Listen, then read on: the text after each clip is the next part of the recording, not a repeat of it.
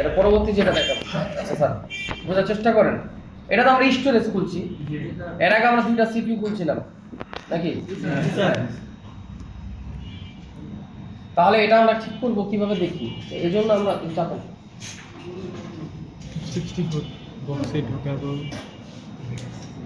এইটার ব্যাপারে আজকে কোনো কথা বলবো না, আজকে শুধু দেখবেন যে কিভাবে কাজটা করি, টুকটাক আওয়াজ দিয়ে দিব, বা এই ক্লাসটা মনে রাখবেন যে ওই দিনকে এই কাজটা হয়েছিল। স্যার আরেকটা বলছিল স্যার অন্যদিন দেখাবেন যে স্যার গুলো হাতে হাতে উঠে যায়। হ্যাঁ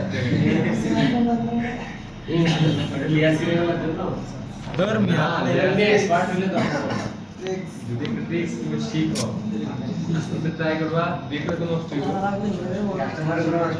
কাস্টমারের যে পিড়াইব তখন ভালো লাগবে।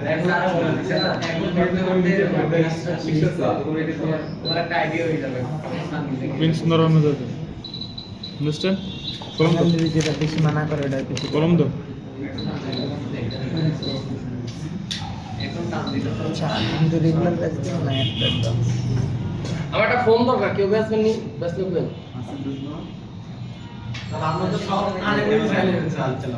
ভালো ফোন লাগবে।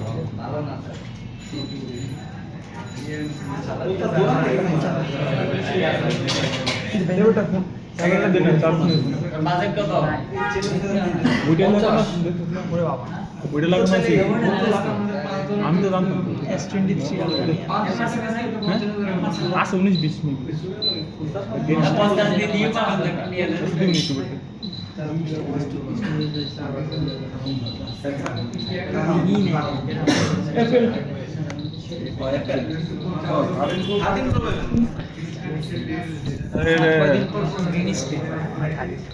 দেখেন এই চাপো। হ্যাঁ আরে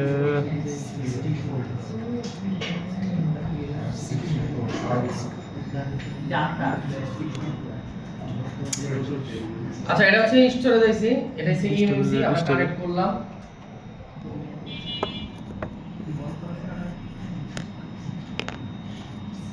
এই যে ডিভাইস লাইট ক্যাম, ওখানে আনলক টুল আর এই সিএমটি দেখাই ছিল একটা, এই জায়গা দেখাই যাচ্ছে দুইটাই, এসএলসি এমএলসি দুইটাই গেছে।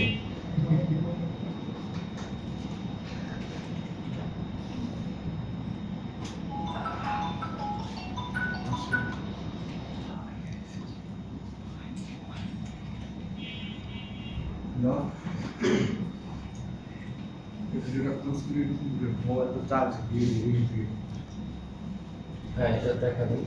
এখানে হচ্ছে আমরা কানেক্ট করছি এটা, এভরিথিং যা আছে সবকিছু এখানে আছে, এই যে দেখেন। আচ্ছা এখানে আমাদের এটা ঠিক করতে হবে, আমরা অ্যাপিতে গেলাম, ফ্যাক্টরিতে গেলাম, রাইট গেলাম, ডাবল ট্যাপ করলাম, ইয়েস দিলাম। ইয়েস দেওয়ার সাথে সাথে সবকিছু ক্লিয়ার হয়ে যাবে। হ্যাঁ মানে হচ্ছে যা আছে এখানে সবকিছু। এখন প্রশ্ন হলো এরা ফার্মারটা কি আমাদের কাছে আছে কিনা আমরা চেক করে আগে দেখি।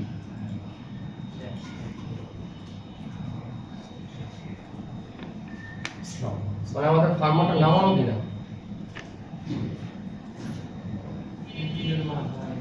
ফার্মারটা আমরা একটু খুঁজি।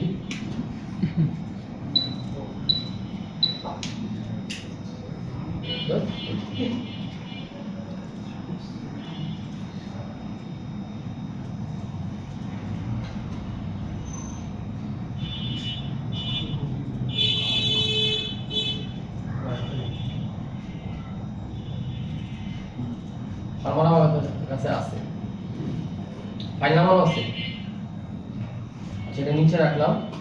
তাহলে আমরা প্রসেসটা কিভাবে করব, আমাদের ইউজার যে ছিল পার্টিশন ব্যাকআপ ফাইল দরকার ছিল, এগুলো রিড হয়ে গেছে অটোমেটিকলি।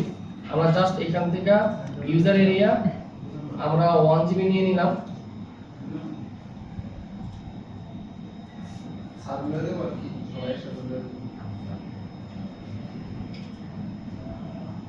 $68 MB, এটা হচ্ছে প্রোডাক্ট নেম। এই যে 6668 MB ভিতরে ঢুকলাম, এখানে সেভ করলাম।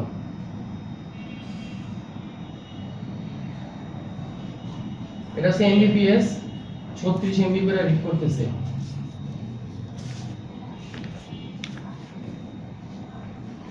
স্টোরেজ ঠিক হয় কিনা এটা এখান থেকে আমরা চেক করব। এটা ঠিক হয়ে গেলে কত টাকা বাঁচবে? মোটামুটি ভাবে মার্কেটে 1000-2000 টাকা কিনতে লাগবে এই আইসিটা মিনিমাম। ধর আপনার মজুরি 1000 3000, কাস্টমার 3000 টাকা দিতে কখনো রাজি হবে না।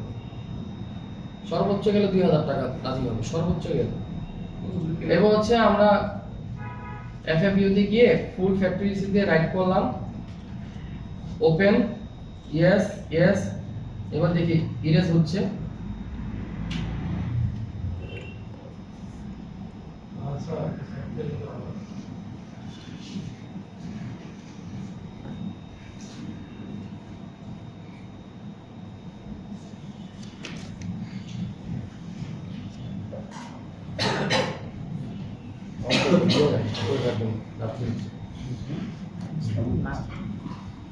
অলরেডি ডান, তাই না? ডান দেখাইছে না? জি Okay, তাহলে আমরা রিকানেক্ট দিই একবার। আমি কি বলছিলাম যে FFU রাইট করার পর বা রিড করার পর সব ব্ল্যাঙ্ক হয়ে যাবে। এখানে অলরেডি ব্ল্যাঙ্ক হয়ে গেছে, এটা হিস্টোরেজ ঠিক হয়ে গেছে। ইমেন্সি হেলথ নরমালে চলে আসছে, 0/10 এ চলে আসছে, হ্যাঁ। আর উপরে যদি তাকাই, এই ইমেন্সি হেলথ রেড সিগন্যাল ঠিক হয়েছে কিনা? এখন কাজ হচ্ছে যেখানে যেখানে রিড করছিলাম ওখান থেকে এটা রাইট করতে হবে। এটা হচ্ছে আমাদের মনে রাখতে হবে ডাবল ডি 68 MB যেখানে ছিল ওখানে গেলাম, এখানে গেলাম, এই যে ইউজার, হ্যাঁ 1 GB ছিল, 1 GB রাইট করে দিলাম।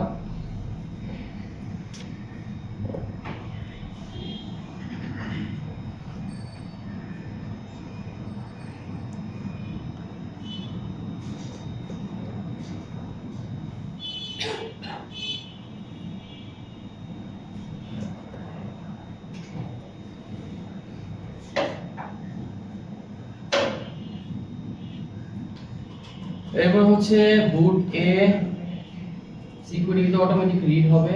বুট এ রাইট ডান, বুট বি রাইট ডান।